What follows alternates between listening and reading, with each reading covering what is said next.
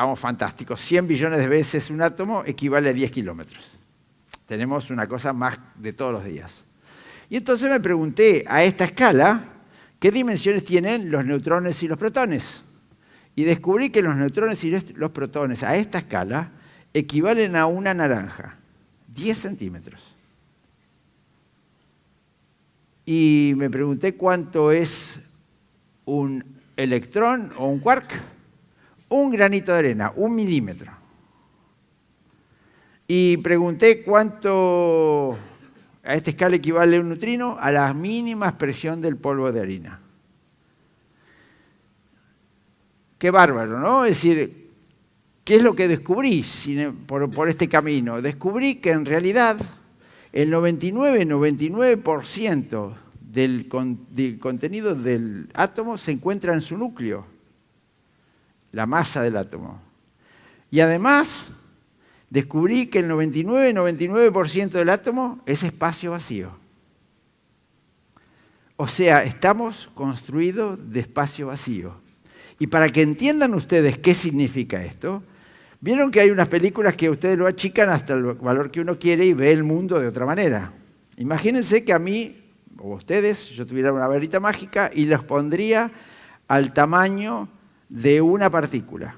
Por ejemplo, de un neutrino.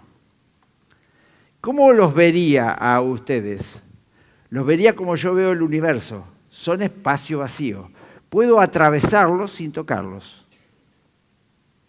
Es más, el Sol, que a través de la fusión emite neutrinos en cantidades enormes, está emitiendo en este momento, y pasan por aquí sin tocar nada, 600 millones de neutrinos por centímetro cuadrado. O sea que mi uña está pasando en este momento, el dedo gordo de cualquiera de ustedes, 600 millones de neutrinos por segundo sin tocarlos.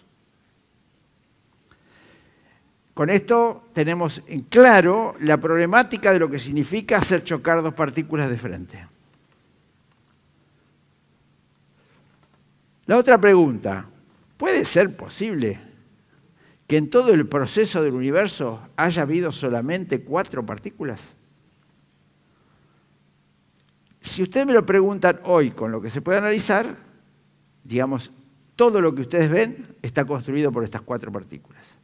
Sin embargo, hace 102 años, los físicos descubrieron los rayos cósmicos. ¿Y qué son los rayos cósmicos? Bueno, primero y principal les tengo que decir que sobre la Tierra existe material radioactivo. El material radioactivo es un átomo que es inestable. Quiere decir que si es inestable es porque no está en la tabla periódica, y quiere decir que con el tiempo, en un tiempo determinado, que cada átomo será distinto, tiene que haber un decaimiento para transformarse en un elemento estable. Ese decaimiento genera una partícula que puede ser un electrón o un positrón que sale disparado. Y eso, si yo tuviera un detector Geiger, que no es más que un detector de esas partículas, escucharía tic, tic, tic, tic, en cualquier lugar que voy. Y donde hay más radioactividad, porque hay mayor materia radioactiva, activa más rápido. Y eso está midiendo los decaimientos, cómo van decayendo, después del tiempo de vida media, los elementos radioactivos. Entonces los físicos dijeron, bueno, teoría y experimentación. Si yo me subo un globo y voy subiendo en la atmósfera, me estoy alejando de la fuente radioactiva. Quiere decir que mi detector Geiger va a ir detectando menos partículas. Y me interesaría, dicen los físicos, conocer cómo va la distribución con la altura. Entonces, estamos hablando de 102 años atrás, subieron un globo con un detector Geiger y empezaron a subir. Y anotaban cómo iba la marcación. Y la sorpresa fue que la radioactividad aumentaba en vez de disminuir. Y eso fue un adelanto, porque ese error de hipótesis que iba a disminuir, hizo ver que había algo más que no sabían. ¿Y qué son los rayos cósmicos? Cuando las supernovas explotan, mandan a la atmósfera, al espacio, partículas a la velocidad de la luz. Los rayos cósmicos que vienen de las explosiones de supernovas vienen a la velocidad de la luz. Y cuando ingresan a nuestra atmósfera, que es esa línea azul que está ahí, chocan con los núcleos de los gases, generando puntos de altísima energía, y aparecen una serie de partículas que son las que detectaban con mayor frecuencia cuando iban al globo. Y aparecen partículas extrañas. Y entonces, digamos, dijeron, fantástico, esto lo tenemos que poder reproducir en un laboratorio, porque yo no puedo saber dónde va a caer el próximo rayo cósmico, ni con qué energía vienen, ni qué partícula es.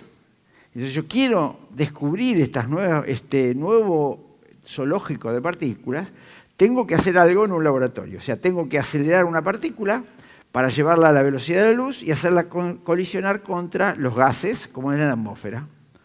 Y así, este es el momento cuando iba a subir el globo para este experimento, y es así como los físicos desarrollaron los aceleradores de partículas. Bien, ¿qué es un acelerador de partículas? Un electrón tiene carga negativa, pongo una pila con dos anillos, inyecto un electrón por la carga negativa, es repelido por la carga negativa, o sea, dos cargas negativas se repelen entre sí, y el positivo y el negativo se atraen. Por lo tanto, esa partícula adquiere una velocidad, adquiere un incremento de energía. ¿Cuánto vale? Es un electrón acelerado por un volt. Entonces la energía que alcanza ese electrón a la salida incremental es un electronvolt. Miren qué fácil. Esta es la unidad de energía. Quiere decir que si pongo 1000 volts, tengo 1 kiloelectronvolt. Si le pongo 1.000.000 de volt, tengo 1 megaelectronvolt. Si le pongo 1.000 millones de volt, tengo 1 gigaelectronvolt. Y si le pongo 1 billón de volt, tengo 1 teraelectronvolt. Bien, el acelerador que yo les voy a presentar hoy tiene una energía de 7 teraelectronvolt por haz. Son dos haces que van en sentido contrario, que cuando se encuentran de frente, en la mejor condición, tienen una energía de colisión de 14 teraelectronvolt. O sea, 14 billones de volt equivalente hubiera sido falta, ¿no? Para poder acelerarlo. O sea, logramos la colisión, se consigue una alta concentración de energía y entonces aparecen las partículas que generan los rayos cósmicos, y si tenemos en lugar de la colisión una máquina fotográfica, podemos analizar lo que aparece. ¿Está claro? Entonces esa es la idea del acelerador. El acelerador es acelerar partículas, en este caso es un acelerador de dos haces concéntricos que llevan las partículas casi a la velocidad de la luz. Cuando se encuentran consiguen un punto de altísima temperatura y ahí aparecen las cosas que aparecen por los rayos cósmicos. Y entonces, como sabemos dónde se produce y sabemos con qué energía estamos viendo, si tenemos una máquina fotográfica capaz de ver lo que aparece ahí, podemos fotografiar los elementos desconocidos que tenemos. De los aceleradores anteriores al LHC, aparecieron dos nuevas familias de partículas.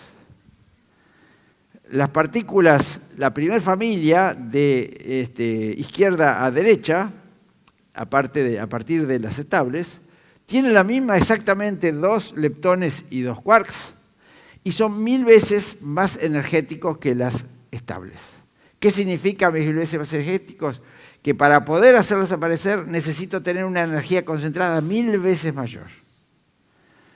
Esas partículas aparecen y desaparecen inmediatamente. La tercera familia, que tiene la misma forma, todavía es 1000 veces más, quiere decir que es 1 billón de veces más energética o de mayor masa que las estables. Quiere decir que todavía necesito mayor cantidad de energía para que aparezcan. La razón es que, en realidad, estamos haciendo con esto, simulando lo que pasó en el Big Bang, como ya vamos a ver. Muy bien. También aparecieron 4 partículas que son los elementos que se encargan de mantener unidas estas partículas. La primera y la más fuerte es el gluón. El gluón significa cola en inglés. Es una cola muy fuerte que se ocupa de armar, por ejemplo, los quarks dentro de los núcleos, y tratar de segregar eso es muy difícil y conlleva una gran cantidad de energía para poder hacerlo. Muy bien, en la naturaleza hay cosas que suceden en forma simétrica. La simetría juega un rol muy importante dentro de la naturaleza.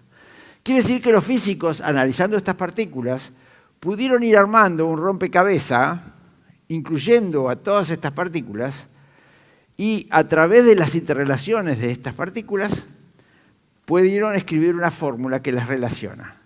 Y con esa fórmula poder explicar todo lo que sucede en el universo. Como frente a una actitud frente al universo, con esto podemos verificar lo que sucede. Fíjense que este rompecabezas conlleva un montón de falta de piezas, o sea, es un inicio en el conocimiento del ser humano, y hay una partícula importante ahí abajo. ¿Bien? Para que tengan una idea de la fórmula, esta es la fórmula. Muy bien. Esta fórmula funciona a la maravilla, de maravillas, con una condición, que las partículas no tengan masa. Y eso es mentira. Las partículas tienen masa. Quiere decir que esto fue lo mismo que lo que pasó con la balanza. Uno creía que un neutrón era igual a un electrón más un protón más un electrón, y evidentemente no. Había algo más. Esta fórmula funciona bárbaro, pero no explica por qué las partículas tienen masa. En el año 64, Peter Higgs hizo una modificación a esta fórmula. ¿Qué es lo que le hizo? Le hizo un cambio, como nosotros hicimos en la balanza, agregamos una nueva partícula. Él agregó una nueva partícula, que son estos términos H en la fórmula, que están metidos dentro de toda la fórmula, que hace que esa fórmula, y explicó un mecanismo que él creía que debía hacer, y hace que esa fórmula funcione a la perfección, como antes, pero teniendo en cuenta que las partículas tienen masa y cada uno